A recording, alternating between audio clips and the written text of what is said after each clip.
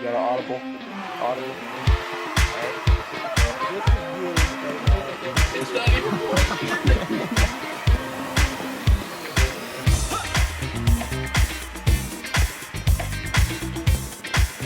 What is going on, everyone? Welcome back to the Student Media Podcast. As always, I am joined by my co-host, Deacon Tuttle.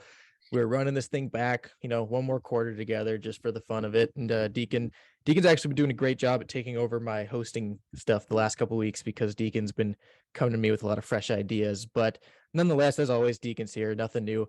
But today on hand with us, we have a special guest. It is Dr. Bartlett. He is a professor here at CWU. A lot of emphasis on philosophy and some really interesting classes that we're going to get into later. But for now, let's talk to Dr. Bartlett here. Dr. Bartlett, appreciate you for coming on. This is a big pleasure for us. Yeah, thank you so much. Happy to be here. Yeah, this is awesome. So emphasis on philosophy. I know my co-host here, Deacon, has a lot of questions as he's actually really interested in the topic, as am I. So Deacon, feel free to shoot from the first one, man. Yeah, was there any work or writing, particularly in the field of philosophy, that gripped you from the get-go that got you interested into the field? In the field of philosophy? Yeah. I don't know if there was any particular writing. I mean, lots of people have trajectories into philosophy that are kind of weird because it's not a subject most people encounter in high school. Mm-hmm, yeah. It is sometimes taught in schools, but not very often.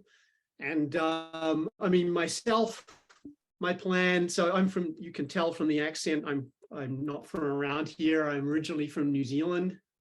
And in New Zealand, you can take law classes right in college. Like you don't have to get a degree in something else first and then go to law school. And my plan was to be a lawyer. Took the first year year-long law class, hated it. But at the same time, I was taking a couple of philosophy classes at the same time. I thought, that's a lot more interesting.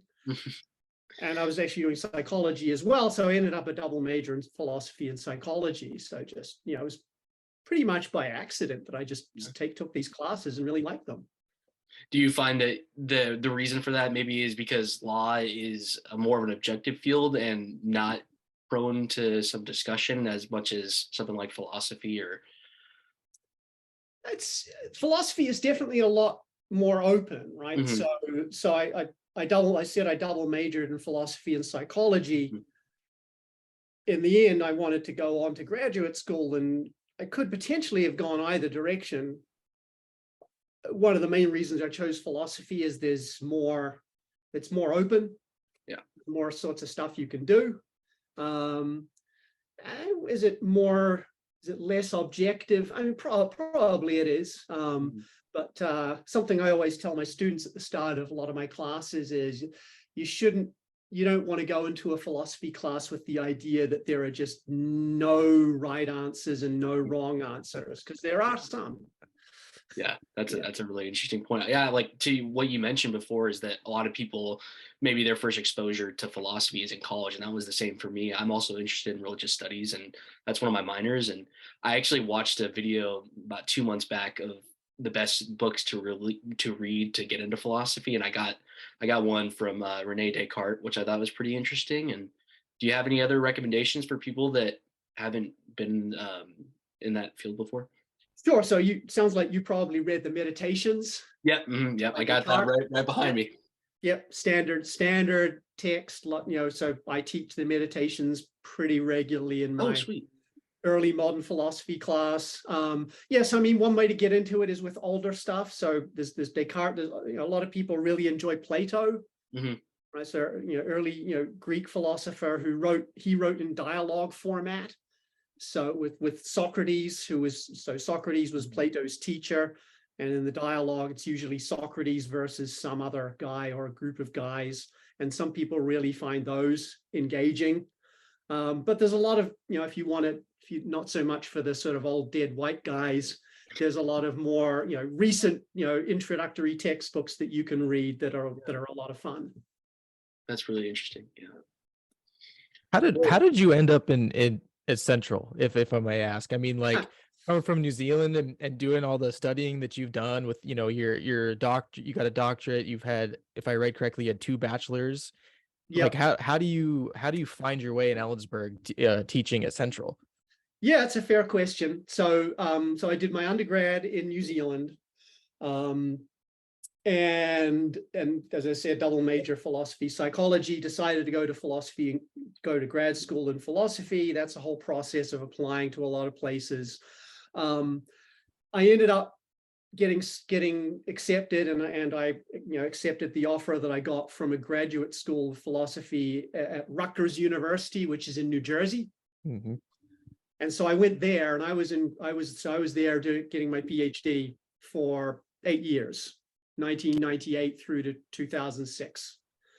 And after that, you look for a job, and jobs are not easy to find in philosophy.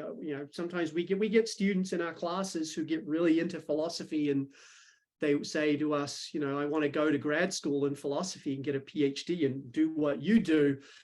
And we usually tell them, well, that's, it's great. And we don't sort of say, no, you can't do that, shouldn't do that. But we always try to let them know how hard it is. Right. There are a lot of people looking for those jobs, and there's not a lot of those jobs. So I ended up at Central because Central offered me a job, and I didn't have, a lot of job offers, and Central looked like a good place to come. And so that's how I ended up here. And luckily, it's been a good fit. Simple as that, right? Yeah. Deacon, were you going to say something before I jumped on that? No. Oh, not particular. I had like one more kind of interesting question I wanted to posit in the field of philosophy. Can you talk about the relationship between big science fiction projects and maybe some worlds and some kind of like concepts that interest you that overlap with philosophy? Philosophy and science fiction? Yeah. So you mean like science fiction as in science fiction novels and stories and TV shows and so on? Yeah, like some futuristic things that stick out. Like, I don't know, I think about Star Trek and what a utopia would look like with acceptance and all that kind of stuff. I mean, absolutely. So we actually have a class which I teach in the department, philosophy and science fiction. I don't know if you were aware, you may have been aware of that. Yeah. And so I've taught that class probably half a dozen times over the time I've been at Central. And I mean, the stuff we cover varies. At least one time it was based pretty much entirely on Star Trek. Amazing. Watching various Trek episodes. Next Gen tends to be, I mean, at that time, it was before the current boom in sort of new reboots of the Trek universe. So Next Gen was the show that I used mostly at that point. That's awesome. But more recently, I've taught it based entirely on short stories by a guy named Ted Chiang. Okay. You heard of Ted Chiang? No, I'm unfamiliar.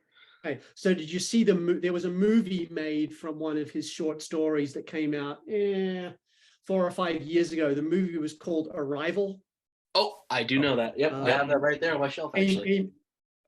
Amy Adams. Oh yeah, that is a good movie. Aliens come to Earth, and they're like sort of these octopus-like. Yeah, so that's based on a Ted Chiang short story called "Story of Your Life."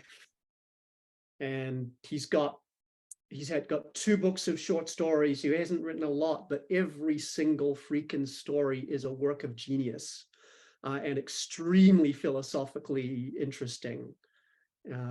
So he's got stories. He's got a story about a mathematician who discovers a proof, like a genuine, honest to God proof that she can't find a flaw in, and none of her colleagues can find a flaw in. A proof that basically that 1 + 1 equals 1, or that basically that any two number, or that any number is in fact the same as any other number. Oh, interesting. Right, and the story is sort of about what this does to her personally. Basically, it sort of destroys her life. She basically goes insane because her whole sort of working life has been based on the assumption that mathematics is solid and proven and certain, is based in certainties, and then she finds this proof that it's all just this castle built on air, right? So you don't get many science fiction stories that are math science fiction. Yeah. That's a really cool story, and that's just one, right? You've got other stories that are based on the science of linguistics, like Story of Your Life or psychology, just brilliant stuff. I recommend Ted Chiang to anyone who's interested in philosophy and science fiction these days. I will definitely hop on Amazon and put that in my cart because that sounds really fascinating. I would say, I think, Deacon, you're going to be a little more well-read than I am, because that sounds like that would hurt my brain trying to figure that out. And I think, unfortunately, I think that just makes me not as smart of a human as some other people. But hey, I'm okay. I'm okay living like that. You got your own niche, man. Yeah. Well, I wanted to ask you, speaking of classes that you teach here at Central, the way I came across you was through Philosophy 110 Beyond Belief. And for those of you who don't know, that is a class that is offered here at Central that, well, I mean, can I let you explain it? How would you explain this class to someone who's never heard of it, or someone maybe who just reads the title and they read paranormal in the title and then they're interested immediately? Because that's how I was, I'll be honest. And that's the intention, right? I mean, so I mean, that class I've actually, for sort of boring reasons, really, something related to COVID that sort of threw the schedule for a loop. But I designed that class, and I've only taught it once though. Okay. I'll probably be teaching it again going forward. It's just, again, COVID and some other stuff sort of threw our schedules into a mess, and I ended up having to teach some other stuff for a while. But so I taught it one time. The first time I taught it was in fall 2019, and I introduced that class. I designed it and wrote it for the new Gen Ed curriculum. I don't know if you guys, depends on how long you've been at Central, but the Gen Ed curriculum was completely overhauled and a new curriculum went into place, I think, in fall of 2019. Yeah, that's right when we started. Yeah. So it was the pillars, right? You had to go and make sure you hit all the pillars and stuff like that. That's right. Yeah. So it didn't used to be like that. There weren't the pathways and knowledge areas. It was different. Yeah. So a whole bunch of new classes were designed for that new system, and I designed a couple of classes, and that was one of them. And basically, the thought was, I've been teaching that sort of stuff, like supernatural, paranormal stuff, in a critical thinking class before that, and I just decided to create a class that was specifically focused on that topic. And what it is, it's a stealth critical thinking class, right? The real goal is to teach critical thinking insofar as you can teach that, right? You can point students in the general direction. And the content of a critical thinking class isn't so important. You can think critically about almost anything. I mean, that's kind of what critical thinking is for. It's supposed to be this sort of toolbox of tools that you can apply to whatever is bothering you at the time. And so I thought, well, let's try and think of it, make a class based around a topic that'll be interesting, and so it will grab students who are sort of scrolling through the list of classes. I thought, this paranormal stuff and supernatural stuff is something a lot of people get an interest in. That's how I came to design it.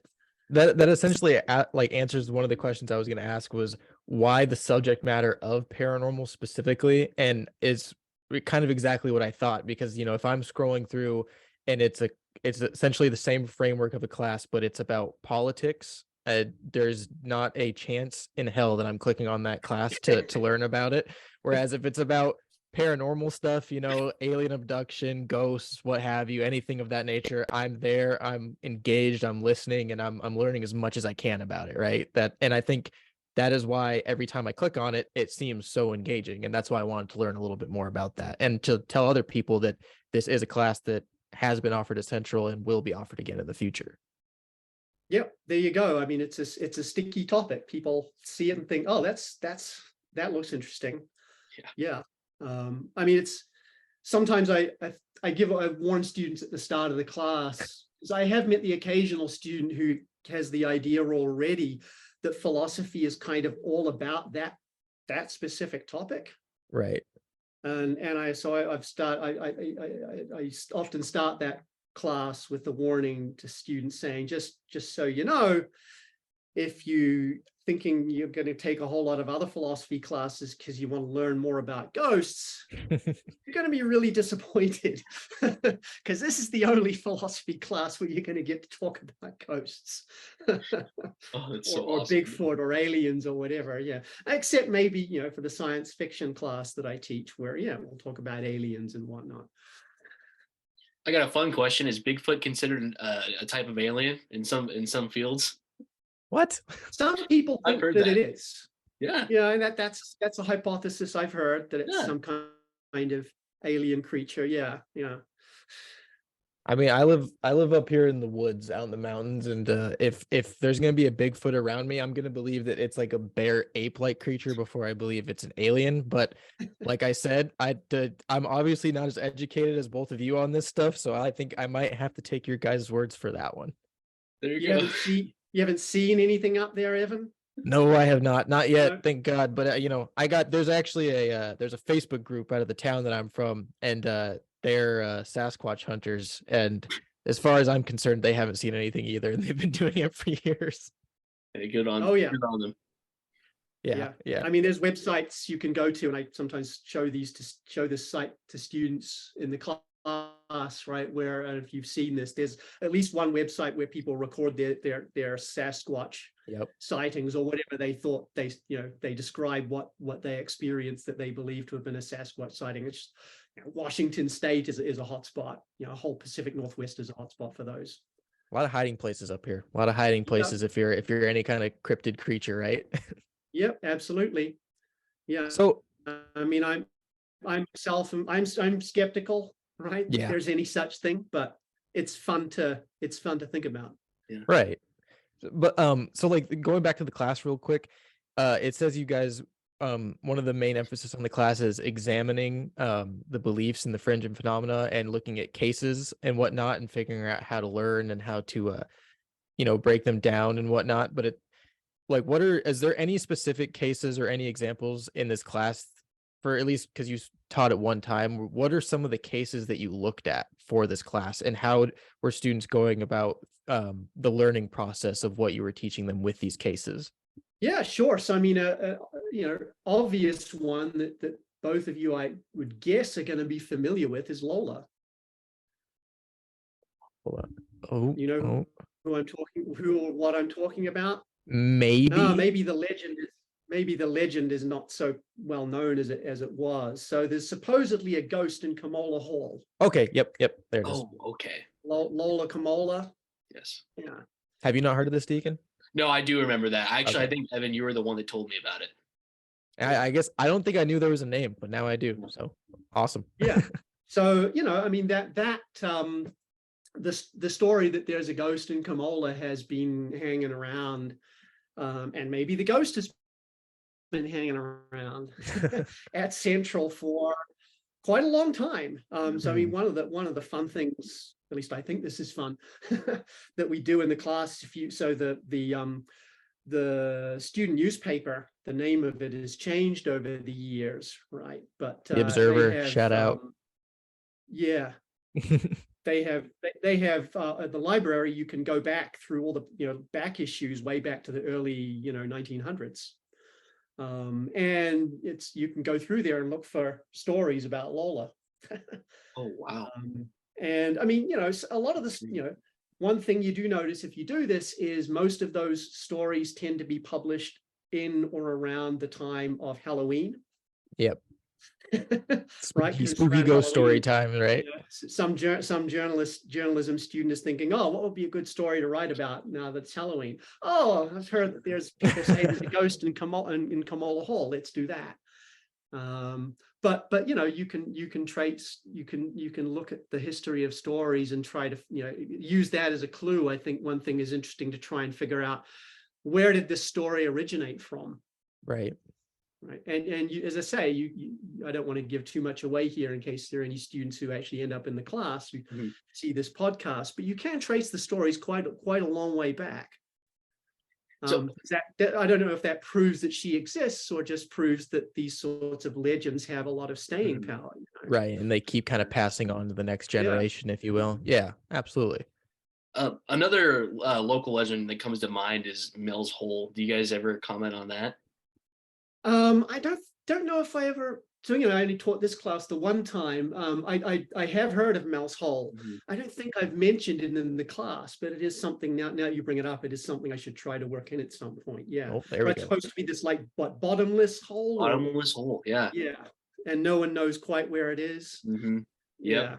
It's like I was just about to ask, where is it? Yeah. You only know when you fall into it.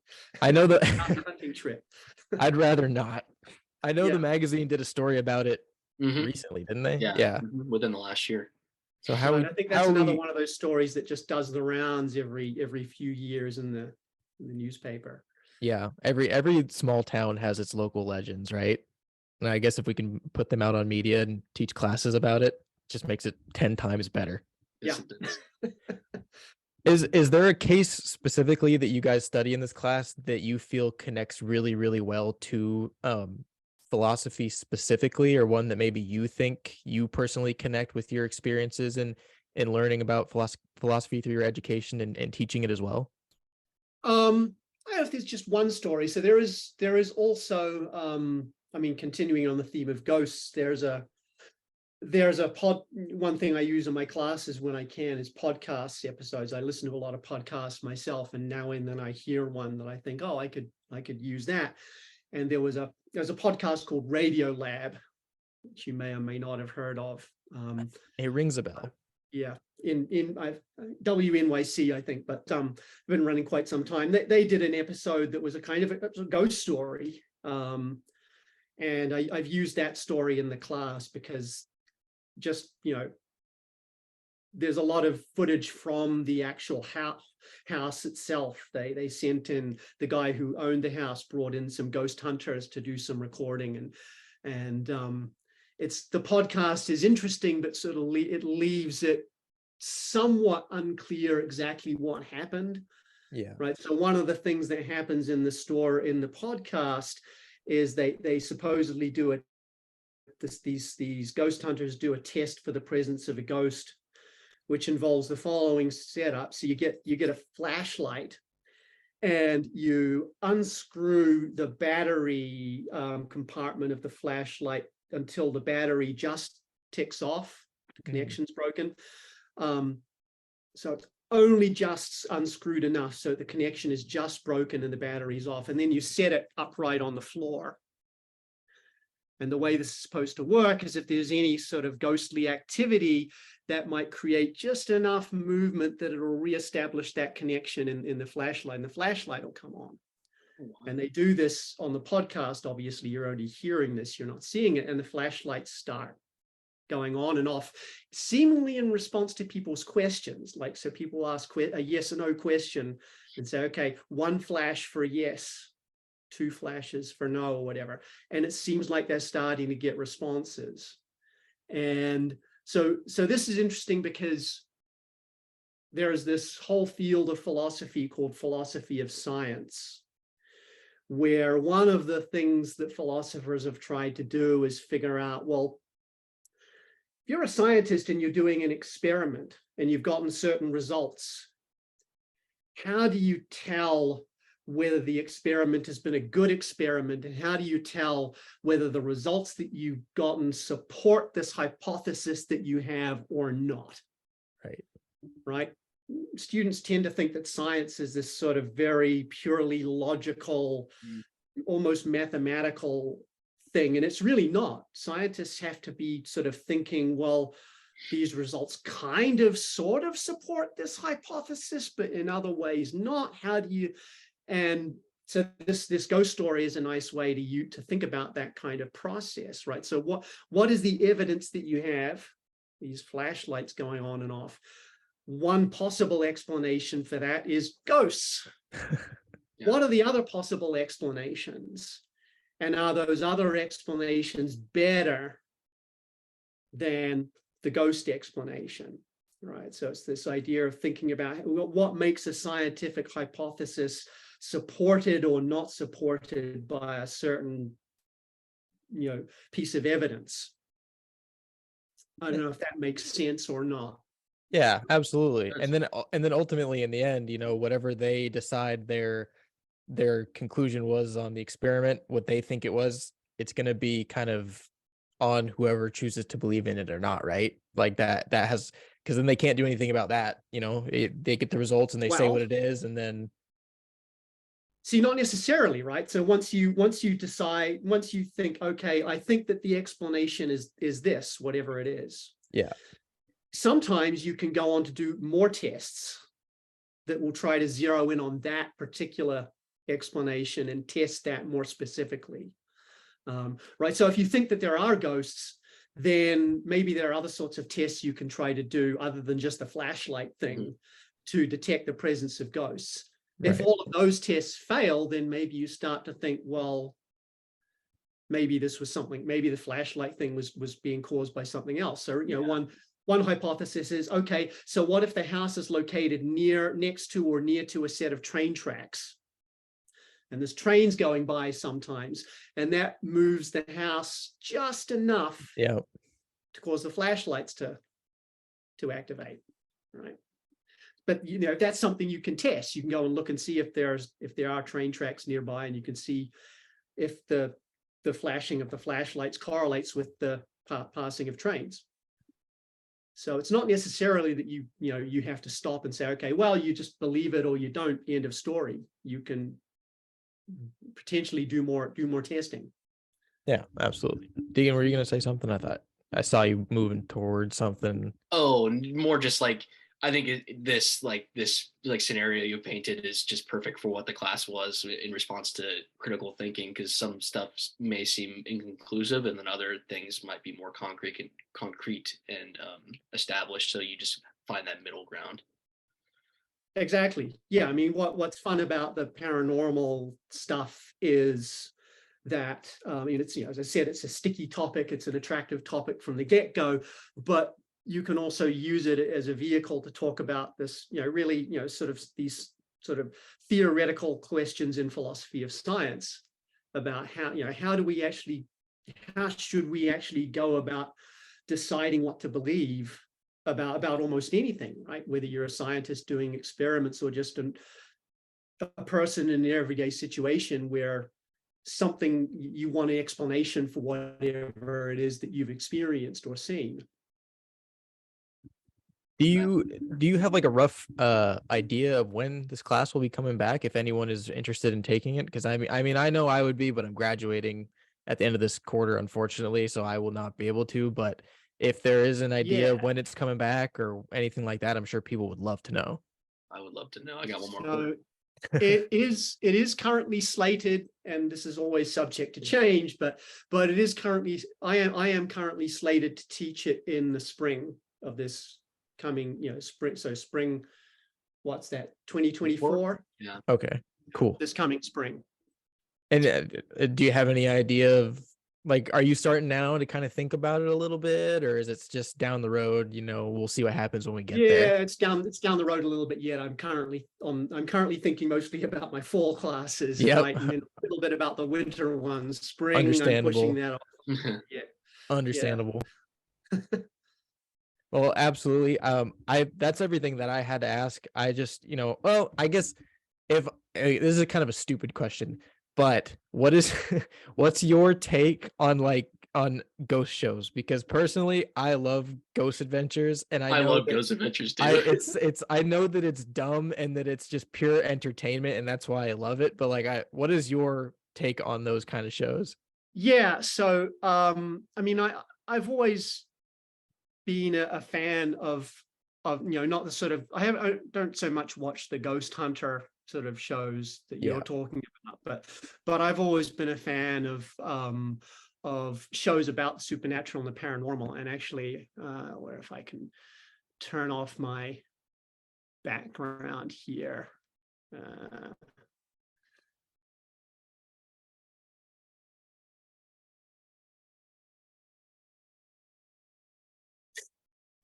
Can you see the poster? Yeah. So I was a big fan of the X-Files back in the day. Oh, nice. Back when I was in New Jersey in grad school, me and a bunch of my friends would gather every whatever night X-Files was showing. to watch the X-Files. The more recent reboot wasn't so good, just for the record. But yeah, I mean, I've always enjoyed those kinds of shows. More recently, my wife and I watched the show Supernatural. I love that show. I've seen everything. Yeah, just a really, really fun show. So I mean, I'm interested in that kind of stuff. The ghost hunter shows, we get people sort of going into houses that are supposed to be haunted. The show Supernatural, if you're a fan of that, that they made fun of that stuff in. That was a good episode. Ghost Facers. Yeah. Right, Ghost Facers, exactly. And I think that parody is kind of pretty much accurate, right? They're having fun and doing their thing, that's fine, but I don't know how seriously you can take them, because this is the thing about ghosts and supernatural stuff. People, and this is one of the things that we talk about in the class, and it's partly a class that goes into the psychology of this sort of stuff, right? People see and experience kind of what they hope or expect to experience, right? Right. Your brain pulls tricks on you, right? It doesn't give you this unfiltered view of what's going on in the world, especially if it's a situation where you're under stress and you're sort of worried or expecting something. It'll kind of start to try to show you the stuff that you expect or hope or fear. And I think that's probably what explains most, in one way or another, what explains most cases of ghost sightings, is people kind of seeing what they expect to see. Yeah. Well, I'm sending an email to Zach Baggins right now, the head guy of Ghost Adventures. I want to see if I can get him on and see what he has to say about this topic. I'm sure you have a different opinion. Well, I cannot thank you enough for your time. This has been a great episode. I'm going to say that right now. I've actually really enjoyed this. This was awesome. Deacon got to geek out a little bit with some of the stuff that he knows a lot more than I do about, which is cool, because whenever Deacon jumps on a topic like that, I'm like, oh, Deacon knows what he's talking about. I'll just let him do his thing. So I cannot thank you enough. This has been awesome. Deacon, anything you'd like to say? No, thank you, Dr. Bartlett. It's great to meet you, and I hope I could take one of your classes at some point. I got one more quarter left, so who knows? It would be a pleasure. So look forward to it. And Ted Chang is an author for you to look up. Yep, I'm doing it right after this. We'll throw a link down in the bio, maybe to his Amazon page or something. You can find us on there. Again, he's only got two collections of short stories. Get them both. Well, thank you very much, Dr. Bartlett. This has been awesome. Be sure, if class is up and running spring 2024, be on the lookout. And also any other classes that Dr. Bartlett offers here at Central. And if you're interested in philosophy and those sorts of classes, jump on it. Can't thank you enough. And we will see you guys on the next episode. Bye. Thanks, guys. Yeah, thank you very much.